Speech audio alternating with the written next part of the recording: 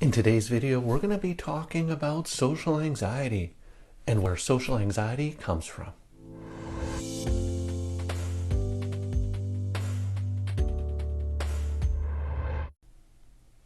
Hi everyone. Social anxiety is one of the most common anxiety disorders, and in today's video we're going to be talking about the two main factors that can contribute to someone developing social anxiety. But before I get into that, just a couple of disclaimers to go over. I'm a registered psychologist in the province of British Columbia, Canada, and this video is for informational purposes only. It is not intended as a substitute or replacement for advice from your doctor or mental health professional.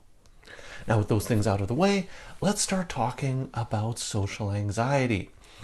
Now, as I mentioned, social anxiety is one of the most common anxiety disorders. And the thing is, we are surrounded by people all the time. So it can be very common for people to develop anxiety or fear of social interactions just because of how common social interactions are. So this is going to be kind of like a part one of a two-part mini-series on the origins of social anxiety. And what we're going to be focusing on in today's video is what sets up a person to develop social anxiety. So today's video is really going to be on those factors that predispose or set a person up to become socially anxious. And the second part video is going to talk about how social anxiety happens, understanding a model for what's going on in social anxiety.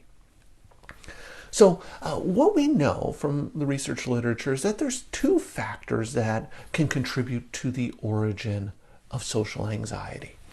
The first is kind of an innate sensitivity, an innate physiological reactivity that people have. Now, this is kind of like a genetic thing. It's not something that you learn. It's just the way you're wired. So for people who are socially anxious, they tend to have a more reactive nervous system. I like to think of it as they're more highly tuned, like a highly tuned sports car. So that's not necessarily a bad thing. It just is what it is. Some people just tend to have more of a finely tuned, or they just tend to rev hotter than other people. Now, this innate physiological reactivity can lead to stronger reactions in unfamiliar situations. And unfamiliar situations can include new people. So a person can experience increased physiological reactivity, so increased heart rate, increased muscle tension, sweating, those types of things, to new people and new situations. So that strong physical reaction that people can sometimes experience can lead to social inhibition, especially if the physical reactions that a person is experiencing are interpreted to mean that something bad is going to happen. So if I tend to, because my nervous system tends to run a bit faster, I'm interacting with someone new and I start to sweat a bit more. I might interpret that as, okay, something bad might happen here. The other person might notice that I'm sweating and they might think negatively of me. And so this innate physiological reactivity, this sort of increased physiological reactivity, can result in a person overpredicting social danger. I overpredict the likelihood that I'll be rejected by other people who may notice this physical reactions that I have, and I'm more likely to have strong physical reactions because of the way I'm tuned, and because of the way I'm tuned, I react more to new or unfamiliar people. Now, the second main component that can contribute to the development of social anxiety relates to early social experiences and what we learn from these early social experiences through our interactions with parents, our family, childhood social contacts, school experiences, those types of things. So we know that there are a number of types of early social experiences that can contribute to a person developing social anxiety.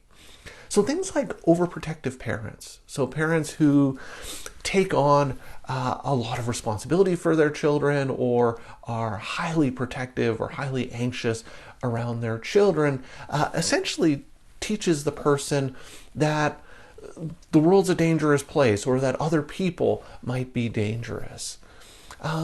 If the parents are highly anxious in social situations, they can model this shyness or fear to their children. So children learn that social interactions are something to be fearful of because they see mom or dad being really shy or anxious in a social situation or prior to a social situation. Things like parental criticism or anger. So if a parent is highly critical of the child learns that people are going to be really critical of me, or I'm not good enough.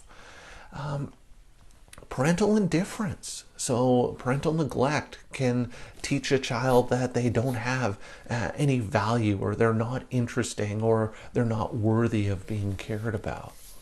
So those are all ways that sort of parents can influence the development of social anxiety in terms of these early life social experiences. In school, it can be things like criticism from teachers or other negative school experiences like bullying. So you can have all of these early childhood experiences that teach a person about the nature of social interactions and how dangerous or frightening they should be. So this innate physiological sensitivity and these early childhood experiences can lead a person to develop beliefs about themselves and about other people. So some of the beliefs that a person might develop about themselves, things like, I'm of no value to other people, or I'm not good enough as I am, I'm unlovable, I'm incompetent. I can develop beliefs about the sense that I have to do something in order to be accepted by other people, that social interactions are transactional, and so the only way to get someone to care or respect me is for me to do things for them. I can learn things like, or I can have beliefs like, I have to avoid upsetting other people. I need to be very agreeable and not upset or disagree with the other person. Now, some of the beliefs that these experiences can lead to in terms of how I view other people, I can view people as, or believe that people are going to be harsh or judgmental, rejecting, can be overly critical. I can develop beliefs that people are going to notice even just small signs of anxiety, that people are hyper tuned to any small sign of anxiety, like a shaking hand or my face going flush. I develop beliefs that people might find me boring or uninteresting, that they're not going to view me as worthwhile or important. And so this innate physiological reactivity, these early childhood experiences, either one or both, can work together to lead to these beliefs that serve as the foundation that social anxiety builds upon.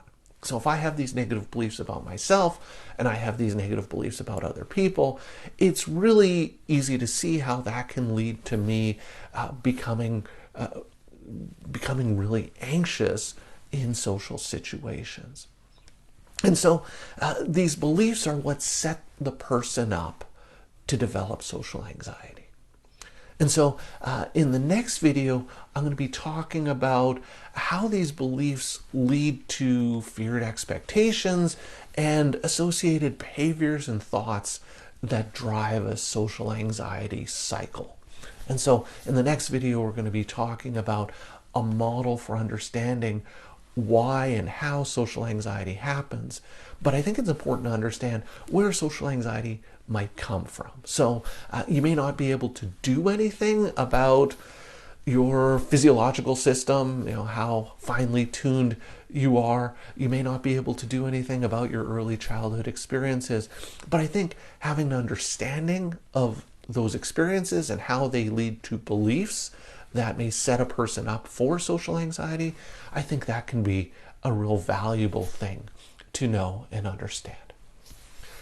So I hope that makes sense. I would love to hear your thoughts or questions or comments about this, so please leave me some comments in the comments section down below.